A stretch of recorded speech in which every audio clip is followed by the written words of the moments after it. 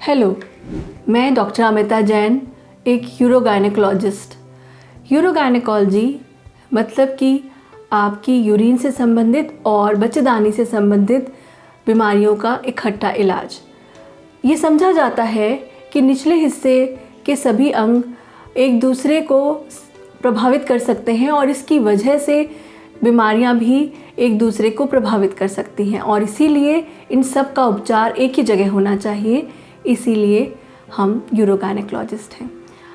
आज मैं आपको एक बहुत ही कॉमन प्रॉब्लम प्रोलैप्स के बारे में बताना चाहूँगी।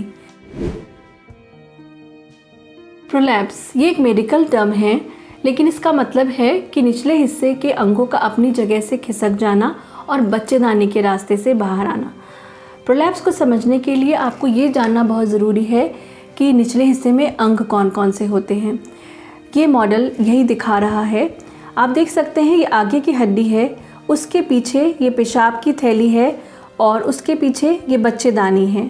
बच्चेदानी ऊपर से बच्चेदानी के रास्ते से जुड़ी हुई है और सबसे पीछे आपका स्टूल पैसेज यानी कि मल का रास्ता होता है। ये सारी अंग एक मांसपेशी के घेरे से जुड़े होते हैं। ये आप देख सकते हैं कि पूरा मांसपेशी का घेरा है जिसे हम लिवेटर एनाई मसल कहते हैं। जो जुड़ाव की वजह से ये अपनी जगह पर रहते हैं और इसी वजह से ढंग से काम कर पाते हैं। औरतों में ये प्रॉब्लम क्यों होती है? क्योंकि औरतों में ही प्रेगनेंसी और डिलीवरी होती है।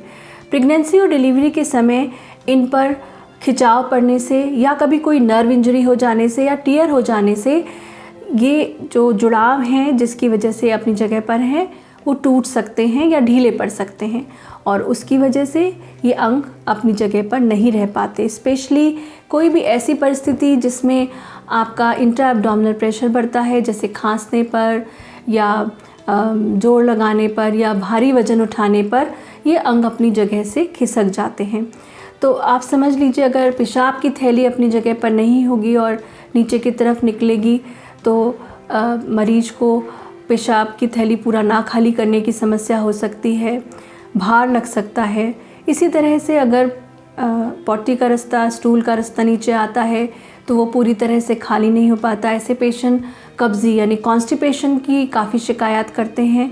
बच्चेदानी भी बाहर आने से जो चीज़ अंदर रहने के लिए बनी है वो जो बाहर रहती है तो उस पर घाव बन सकते हैं, अल्सर बन सकते हैं, चलने में दिक्कत हो सकती है।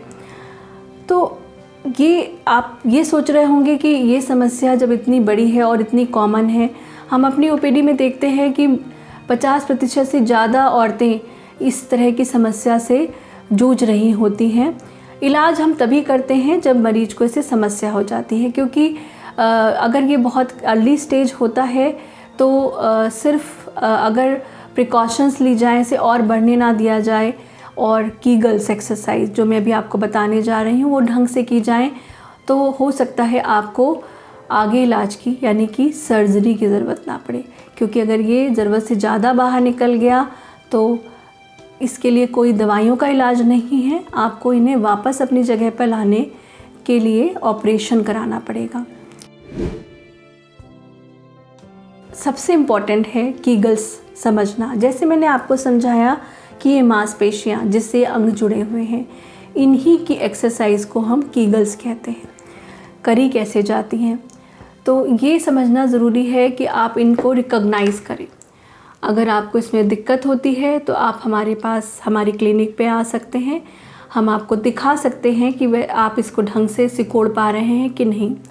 आप ऐसे इमेजिन करें जैसे कि आपको अपना पेशाब करते हुए बीच में रोकना है या फिर आपको गैस का प्रेशर हो रहा है और उसे रोकना है। तो जिन मांसपेशियों का आप इस्तेमाल करते हैं वही कीगल्स होती हैं, यानी पेशाब का रास्ता, बच्चेदानी का रास्ता और स्टूल का रास्ता, उसके चारों तरफ मसल का एक ही घेरा है और उसको आपको अंदर सिकोड़ना है।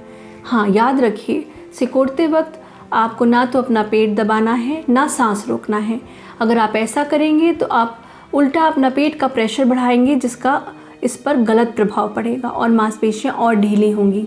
इसीलिए एक हाथ अपने पेट पर रखें और देखें वो ढीला रहे जब आप ये एक्सरसाइज करते हैं और ना आप अपनी सांस रोकें। जैसे मैं ये एक्सरसाइज कर रही हूँ और आपसे बात भी कर रही हूँ, तो तो आपको समझना ज़रूरी है कि ये मांसपेशियाँ एकदम अलग हैं और आप इन्हें सिकोड़ सकते हैं, ढीला कर सकते हैं बिना कोई अंग हिलाए। तो ना तो आपका थाई का मसल, ना आपका बटक का मसल, कुछ नहीं हिलना चाहिए। अगेन आपको इसको 2 तरह से करना है। एक तो जल्दी जल्दी यानी कि सिकोड़ा ढीला किया, सिकोड़ा ढीला किया, और एक है जिसमें आपको इसको सिकोड़ करके थोड़ी देर तक इंतज़ार करना है जब तक आप थक नहीं जाते, और इसको काउंट करना है। लाइक आप शुरू में 10 तक की गिनती गिनते हैं और तब तक रख पाते हैं। अगली बार धीरे धीरे आपको ये गिनती बढ़ाना है, यानी कि आपको देर तक इसको सिकोड़ करके रखना है। ये जो एक्सरसाइज है आपके इसके लिए अलग से समय नहीं निकालना, क्योंकि एक्सरसाइज आप लेटे बैठे खड़े कभी भी कर सकते हैं।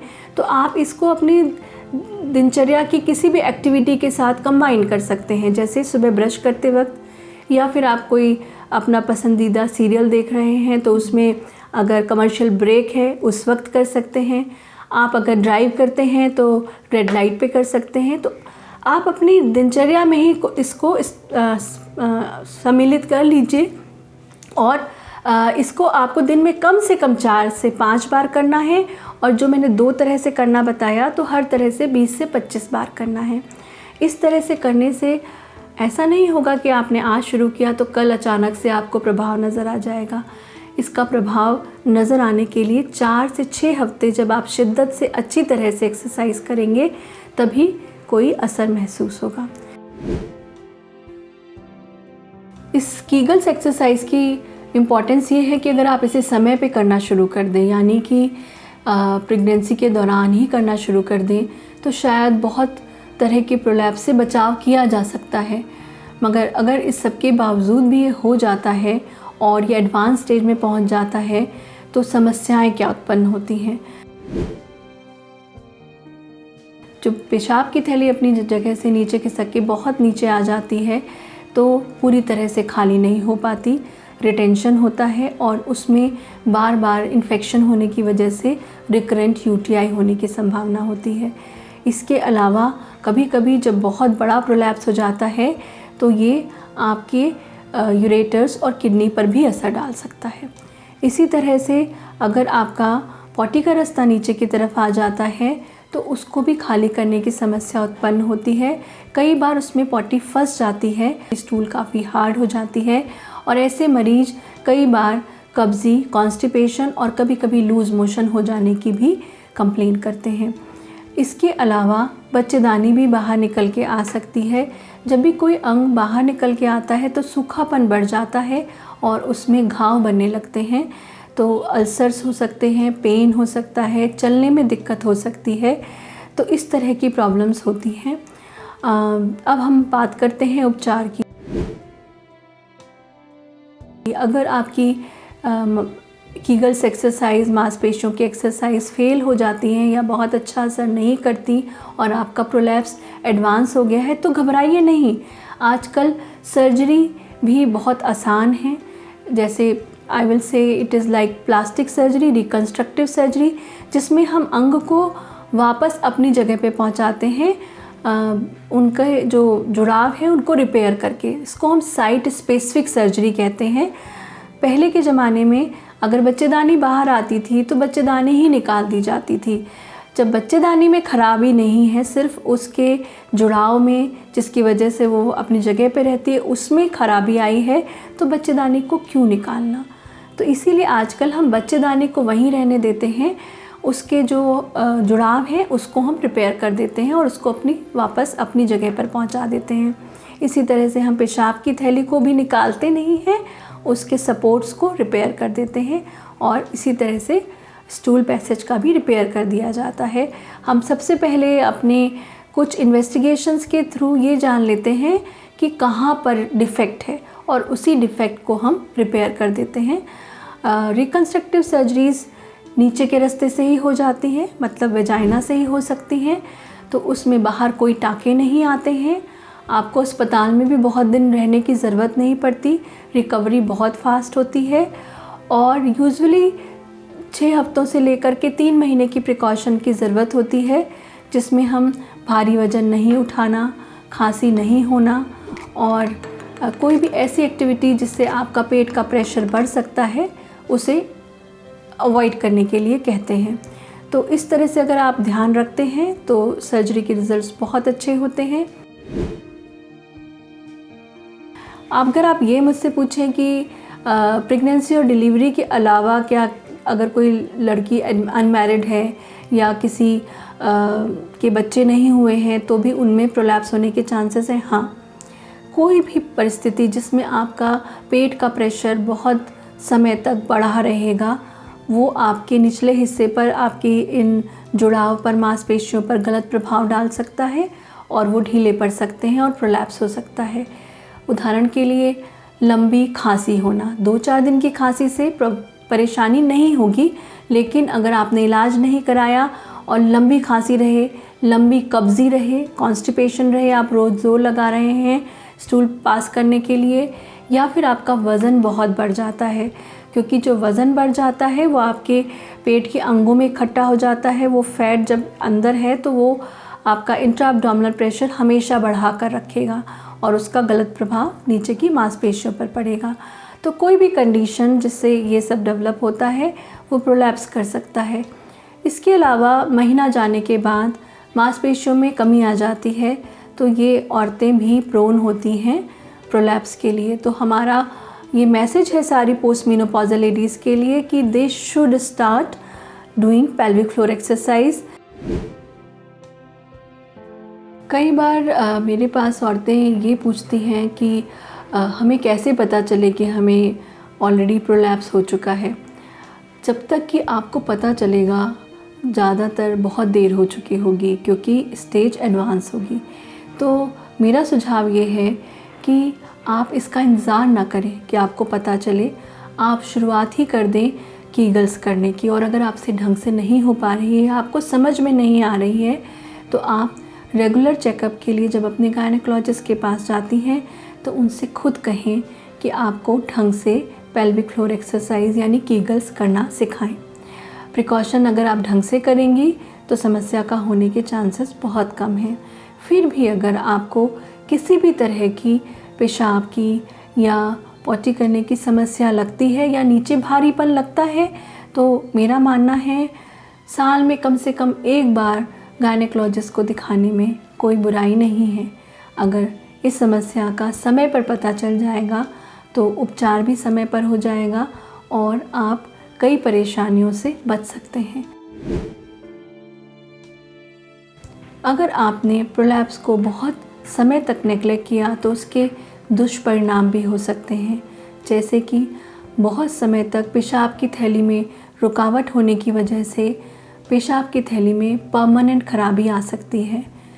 पेशाब की थैली की मसल्स जब रुकावट के लिए बहुत ज़ोर लगाती है तो मसल मोटी हो जाती है और उसका लचीलापन चला जाता है, तो उसकी सिकुड़ने की क्षमता और फैलने की क्षमता दोनों पर प्रभाव पड़ता है। ऐसे मरीज सर्जरी के बाद भी अपना पेशाब की थैली खाली नहीं कर पाते हैं, तो उस स्टेज तक आप ना पहुँचें। इसी तरह की प्रॉब्लम्स आपके मल के रास्ते में भी हो सकती है और सर्जरी के बाद में भी हो सकता है आपका कॉन्स्टिपेशन बना रहे। तो इसीलिए मेरा सुझाव है कि ये परमानेंट चेंजेस हो जाएं, उससे पहले ही आप इसका इलाज करा लेंगे तो बेहतर होगा। मैं आशा करती हूँ कि आज मैंने प्रोलैप्स के बारे में आपको जो भी जानकारी दी आपको अच्छी तरह से समझ में आई और प्रिकॉशन के लिए जो उपाय बताया है यानी कीगल्स एक्सरसाइज उसका इस्तेमाल आप आज से ही करना शुरू कर देंगी। इसके बावजूद भी अगर आपको समझ में कुछ नहीं आया है या आप ढंग से पेल्विक फ्लोर एक्सरसाइज नहीं कर पा रही हैं तो आप कभी भी हमसे आकर मिल सकते हैं या फिर हमसे कांटेक्ट कर सकते हैं।